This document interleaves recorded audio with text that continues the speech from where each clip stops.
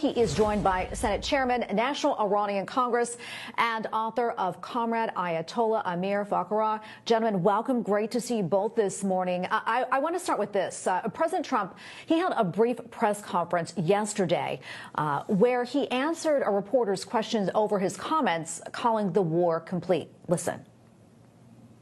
Mr. President, you've said the war is, quote, very complete, but your defense secretary says this is just the beginning. So which is it, and how long should Americans be prepared? Well, I think you could say it both. It's the beginning. It's the beginning of building a new country, but they have no Navy, they have no Air Force, they have no anti-aircraft equipment. It's all been blown up. They have no radar, they have no telecommunications, and they have no leadership. It's all gone. All right, Congressman, how do you view the situation and where things stand right now? Well, the clip from the Secretary of War was perfectly done. That is that we have a clear design, that we're winning. We have a timeline that we're ahead of schedule and a clear mission. So I think there's every reason to see what is taking place above and more than we could ever hope for. That is, Iran attacked its former allies, friends of the United States. And to see how out of touch the new leader is, he said that he's going to shut down oil until the rest of the people come to their defense. He doesn't realize that when he shuts down Hormuz, every other Arab nation is on our side and against that administration that has been there since Jimmy Carter installed it in 1979. So now that they realize that they're going to realize over these next few weeks that they are very isolated, it's going to be very beneficial not only to the region, but for all of the world. Yeah, no doubt about that. And President Trump was asked whether there is still a path to help the Iranian people as pressure builds on Tehran. Listen to this. I'd like to, if they can behave, but they've been very menacing. You know, they're great people. They have an amazing population. It's amazing, smart, brilliant, energetic. I'd love to help them, but they have to be in a system that allows them to be helped. And right now they're in a system that only allows failure. And I don't want that. And I want a system that's not going to be attacking us.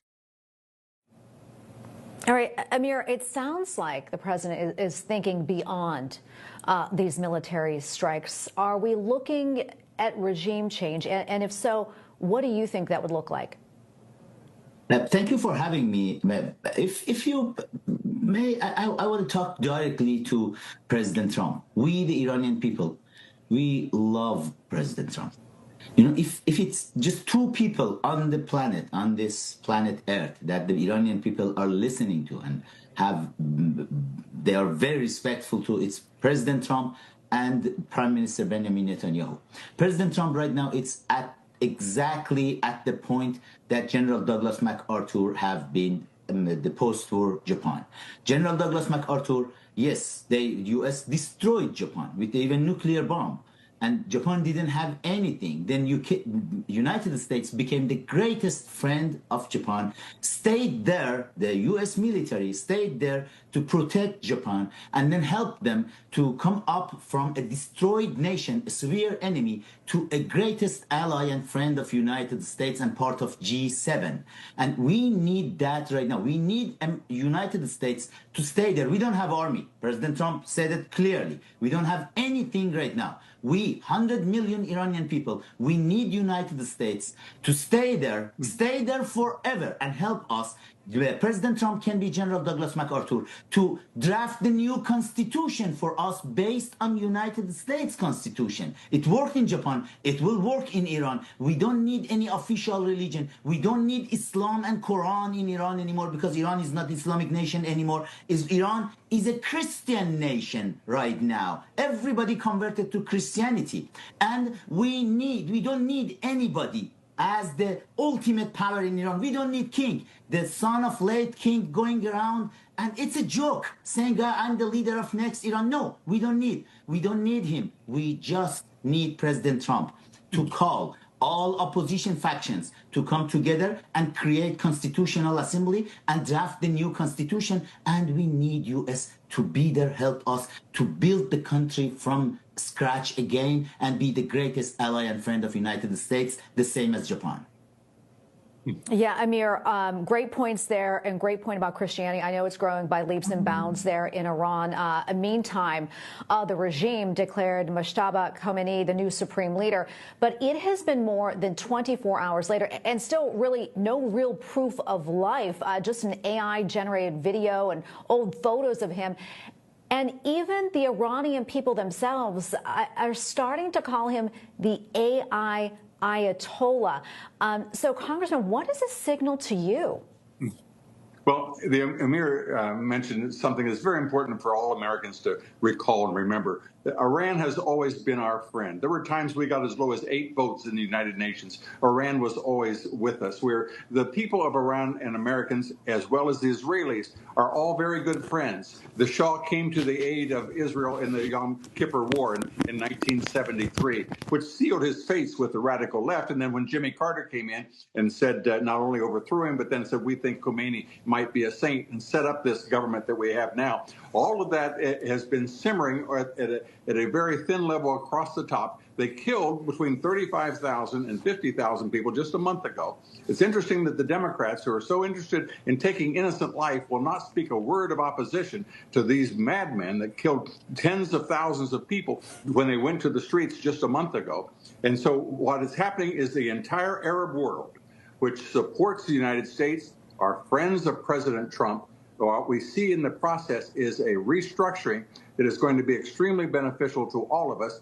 And due to the fact that when you take away the guns, that means the people of Iran are at their mercy. They can sit and just shoot them. And when they killed these tens of thousands of people, the U.S. says 35,000. The Crown Prince says 55,000. Somewhere in there, they now charge the parents or the relatives money to get their bodies back. When these people are removed, you're going to find out much more stability in the world, certainly in the Middle East, and we will once again have our friend back.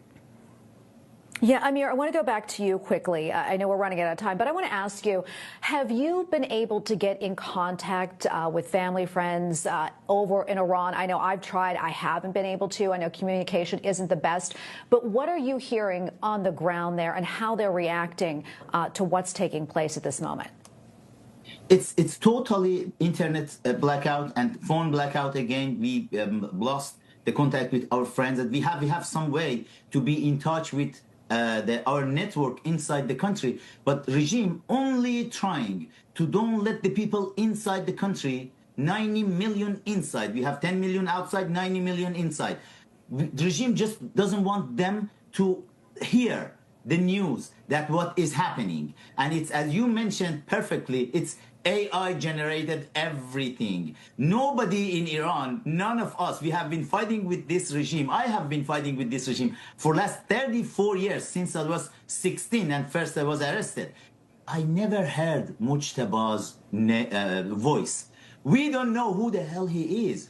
The guy who became the supreme leader. It's all, and yes, everybody, they are saying he is dead. He is not alive even. And it's just regime, just with propaganda, trying to say, yeah, everything is under control, but it's not. They are gone. They are gone forever. And Congressman mentioned about the number of the protesters have been killed 45 days ago. It's more than 100,000.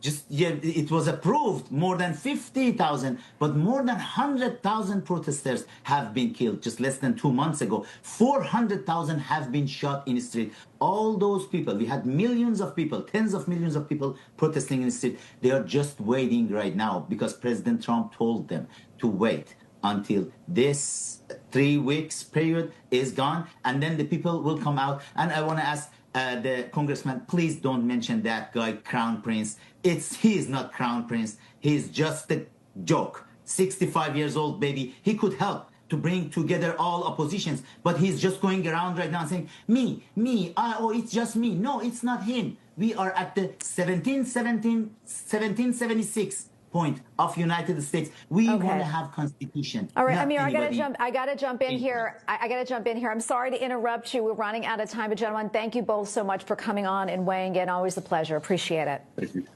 Thank you, ma'am.